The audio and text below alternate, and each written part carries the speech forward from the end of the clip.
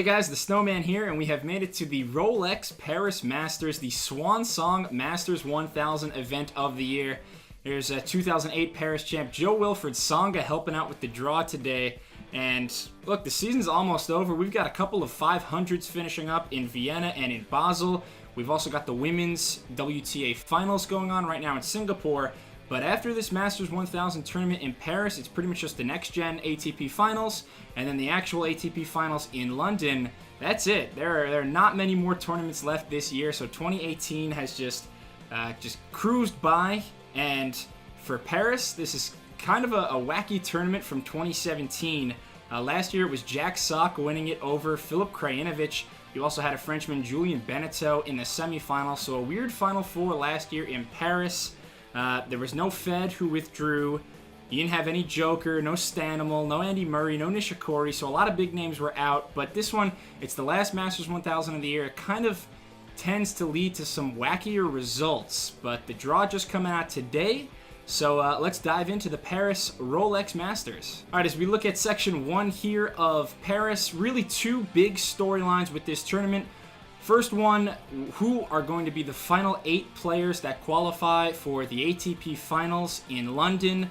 3 of those spots still up for grabs. The other big storyline, who's going to finish the year as the #1 ranked player of the world? Will it be Rafael Nadal? Will it be Novak Djokovic? Well, in this Section 1, we do see the current #1, the Spaniard Rafael Nadal. He's going to be playing in his first tournament since retiring in the US Open semifinals against Delpo with that always problematic knee tendonitis. Nadal, of course, with so many knee setbacks throughout the years.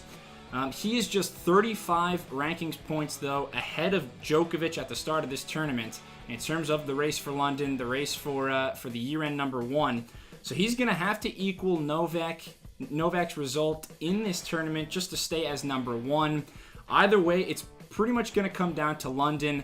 This is going to be so exciting. If Nadal, I'm really hoping that Rafa plays in London and he's healthy enough to play in the ATP Finals, because if he does, you rarely have a circumstance like this where the year-end #1 ranking comes down to the final tournament of the year.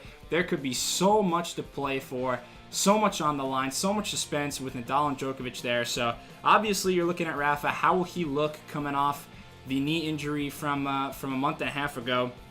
This is a fun section, though. You also have the defending champ of this tournament, the American Jack Sock. Fernando Verdasco has been playing pretty well lately. Gasquet Shapovalov will be a fun first-round matchup between two of the best one-handed backhands in the game. And, Gilles Simon, Luca Pouille. It's Frenchmen galore at this Paris tournament. Two of the favorites, though, may be Coric and Thiem to come out of this quarter. The young Croatian really blossoming right now. Borna Coric making it to the Shanghai final, losing to Djokovic in that, but he's been playing lights out the last few months, and then Dominic Thiem's always dangerous, so this is definitely a loaded first section of the draw.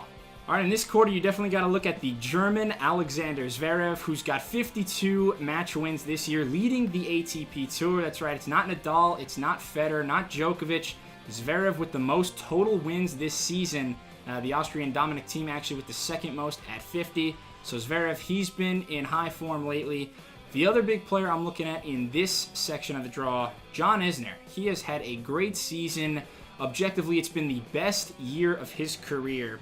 He had a slow start, but then he captured his first Masters 1000 title in Miami, took down Cilic, Delpo, and Zverev in Key Biscayne to claim that title.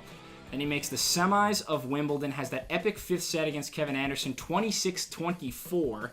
A title in Atlanta, quarterfinals at the US Open. Make no mistake about it, it's been a great year, but this would be a major letdown, a huge disappointment for John Isner if he does not qualify for the ATP Finals in London. You've got to be top 8. He's at #10 right now, and that's likely with Delpo probably not going to play due to his lower body injury, so he'll likely withdraw. That's why the magic number right now is 9, and Nishikori, we'll get to him in a second, but he recently leapfrogged Isner in the rankings. This is Isner's chance, though, to be the second American since 2011 to qualify for the ATP Finals. It was Marty Fish in 2011. Jack Sock actually made it last year, but in the men's game, the Americans have not been dominant, the elite players, for quite some time, so this would just be a huge way for Isner to cap off an insanely successful season for him. I'm definitely looking at him. Can he, him, Team, Cilic, Nishikori, they're all fighting right now for those final spots. There's going to be a lot of pressure in Paris on Big John Isner. Roger Federer is listed in the Paris draw right now as the 3 seed. We will await, though, to see if he indeed does show up to Paris. He is regularly actually snubbed this tournament throughout the years. Hasn't played in Paris since 2015. That's normally because he's making deep runs in his home country, Switzerland, the tournament in Basel, which is the preceding week each year. So, he's won that the last 3 times he's played at Basel. He favors rest over results, especially at the age of 37. So it'll be a big question mark, though, to see if Fed plays in Paris. Fed right now, he is playing in Basel, though, once again. And I've been watching him closely. He's kind of brought his C-plus game to Switzerland. Struggled against Krajinovic and Struff, and then really struggled against Simon. Another 3-set result. Had to grind out the first set in a tiebreak after falling behind 3-love to Gilles Simon. So Fed, he struggled, but it's good to see that he's still pulling out results. Even on his bad days, he's still good enough to take down most players on the tour. Kei Nishikori, though, is one to watch in this third quarter of the Paris draw. Nishikori was playing in challenger events early in the year. He was still rehabbing his injury. Didn't start out in Australia like everyone else did on the tour. He was grinding it out in the minor leagues, played in Newport Beach and Dallas Challenger events. He missed the Australian Open. His first ATP event of the year was the New York Open. That was in mid-February. Then he has a great run in Monte Carlo, makes the final there before losing to Nadal. And, he's slowly gotten better this year, especially at the majors. Round of 16 result at Roland Garros, quarterfinals at Wimbledon, a big run in Flushing Meadows semifinals at the US Open, and then a final in Tokyo, his home country, Japan, and then a recent win over Dominic Thiem in Thiem's home country, Austria, in Vienna this week. So that's a 500 level event. With that win, Nishikori jumped Isner for number 9 in the race to London, and he's got a great chance there to win his first title since 2016. I think Kei is officially back. He has just been getting stronger as the season has progressed. He's dictating play from the back of the court like he usually does. His backhand up the line is still one of the best shots in tennis. And like I said before with Isner, this battle, this back and forth contest between Cilic and Thiem and Anderson, but especially with Nishikori and Isner, it's going to be really fun to watch who gets the better in Paris and who qualifies for the ATP Finals in London. One other note about quarter number 3, watch out for Milos Raonic and Jo-Wilfried Tsonga. That is my number 1 most tantalizing favorite first round matchup. That's big man tennis. That is all offense, no defense, tons of winners, insane firepower. And, those two guys are just going to be rifling shots across the court. So good to see Joe Willie back, and especially him playing in Paris now. It's going to be a fun tournament, hopefully, for him and Raonic, and the winner gets Fed. So it's a tasty little proposition there. In Section 4, we see Novak Djokovic, who is in prime position to finish as the year-end number 1 for the 5th time in his career, which would equal Roger Federer and Jimmy Connors. Only Pete Sampras and his mark of 6 year-end number 1s would trump the tally of the Joker.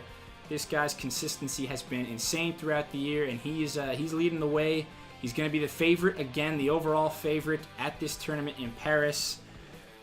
Other Section 4 thoughts. Cilic-Kohlschreiber, that would be a pretty fun round 2 matchup. The German just had a good run to the quarters in Stockholm. Cilic, though, been pretty quiet since the US Open. Quick question, though. Do you know the man who has beaten Novak Djokovic most recently? I'll give you a second to think about that. It was a couple of months ago. Djokovic hasn't lost much lately, but it was indeed Stefanos Tsitsipas, who you see in this quarter of the draw. Tsitsipas, the last man to get the better of Joker. That was back in Toronto, where the Greek Freak had a good run, making it all the way to the final, his maiden Masters 1000 final appearance, and they could be on a collision course in the round of 16. It's not like Djokovic really fears anyone in all of tennis, but if there's one player who maybe he's not so crazy about seeing, it could be Tsitsipas. That'll be a fun round of 16 matchup if it does indeed come to fruition. All right, in terms of overall predictions, I'm not crazy about betting on Nadal for this one and his health. I'm not crazy about betting on Fed and his slightly shaky form recently. I'm going to go with the two safest bets for this one. How can you bet against Novak Djokovic right now? He's lost exactly one match in his last 28 appearances. So, yeah, I'm going to say Novak Djokovic over Alexander Zverev in the finals of the Paris Masters. Outside dark horse candidate, though, shot for Grigor Dimitrov. I just feel like the Bulgarian is due. He has had a really disappointing... Him and Jack Sock, I feel like, two guys who were at the year-end finals last year who have been so disappointing this year. I just have to think Dimitrov has one more good showing in him left. So he's my big dark horse, but I'll play it safe here. Djokovic over Zverev in the final. Please let me know who you've got winning the Rolex Paris Masters. Leave a comment. I'd love to know what you think. If you enjoyed this video, though, please subscribe to the Snowman Sports Media.